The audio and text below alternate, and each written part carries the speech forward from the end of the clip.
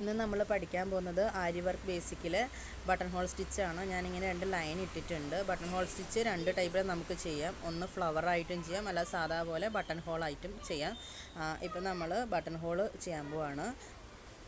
ആദ്യം ഒരു ലോങ് ആയിട്ടൊരു ചെയിൻ സ്റ്റിച്ച് ഇടുന്നു. അത് റിവേഴ്സിബിൾ ആയിട്ട് നമ്മൾ ചെയ്യുന്നു, വലിച്ചുകൊണ്ട് വരും. നമ്മൾ അങ്ങനത്തെ സ്റ്റിച്ച് ചെയ്തിട്ടുള്ളതാണ്.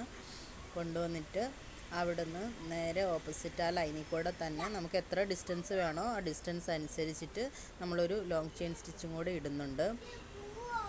ചെയിൻ സ്റ്റിച്ച് അങ്ങോട്ട് ഇട്ട് കഴിഞ്ഞിട്ട് വീണ്ടും നമ്മൾ താഴേക്ക് എടുക്കുമ്പോൾ അവിടെ കെട്ടിടേണ്ട ആവശ്യമില്ല. താഴേക്ക് എടുക്കുന്നത് മാത്രം നമ്മൾ റിവേഴ്സിബിളായിട്ട് വീണ്ടും കൊണ്ടുവരുന്നുണ്ട്. അപ്പോൾ ഓട്ടോമാറ്റിക്കായിട്ട് അവിടെ ഒരു കെട്ടുപോലെയല്ല, കറക്റ്റ് നമുക്കൊരു സ്ക്വയറിൻ്റെ ഹാഫായിട്ടുള്ള ആ ഒരു രീതിയിൽ തന്നെ നമുക്ക് കിട്ടും.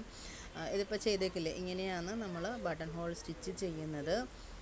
കണ്ടിന്യൂസ് ആയിട്ട് ചെയ്തു വരിക. അവിടെ ലോക്ക് ഇടേണ്ട ആവശ്യമില്ല. നേരെ താഴേക്ക് കൊണ്ടുവരിക, റിവേഴ്സിബിളായിട്ട് എടുക്കുക, ത്രെഡിനെ മുകളിൽ കൊണ്ടുവരിക, നേരെ നമുക്ക് എത്ര ഡിസ്റ്റൻസ് വേണോ അതനുസരിച്ചൊരു ലോങ് ചെയിൻ സ്റ്റിച്ച് ഇടുക. അവിടെ നിന്ന് ലോക്ക് ഇടാണ്ട് തന്നെ അവിടെ നിന്ന് സാധാ പോലെ തന്നെ ഒരു ചെയിൻ സ്റ്റിച്ച് എടുത്തിട്ട് താഴേക്ക് കൊണ്ടുവരിക. അവിടെ നിന്ന് നമ്മൾ റിവേഴ്സിബിളായിട്ട് ചെയിൻ സ്റ്റിച്ച് ഇടുക. ഇത് കണ്ടിന്യൂസ് ആയിട്ട് ഇത് തന്നെ ചെയ്താൽ മതി. ഇതാണ് നമ്മുടെ ബട്ടൺ ഹോൾ സ്റ്റിച്ച് എന്ന് പറയുന്നത്. ഇത് നമുക്ക് എത്ര അടുപ്പിച്ചും ചെയ്യാം, എത്ര അകത്തിയും ചെയ്യാം. അത് നമ്മുടെ ഇഷ്ടാനുസരിച്ചിട്ട് നമുക്ക് ഡിസൈൻ ചെയ്യുമ്പോഴത്തേക്കും അതനുസരിച്ച് ഡിസൈൻ ചെയ്താൽ മതി.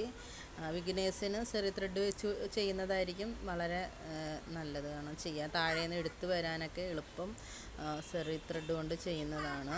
ഇത് എല്ലാവരും ഒന്ന് ട്രൈ ചെയ്ത് നോക്കിക്കോ. ഇതാണ് നമ്മുടെ ബട്ടൺ ഹോൾ സ്റ്റിച്ച് എന്ന് പറയുന്നത്.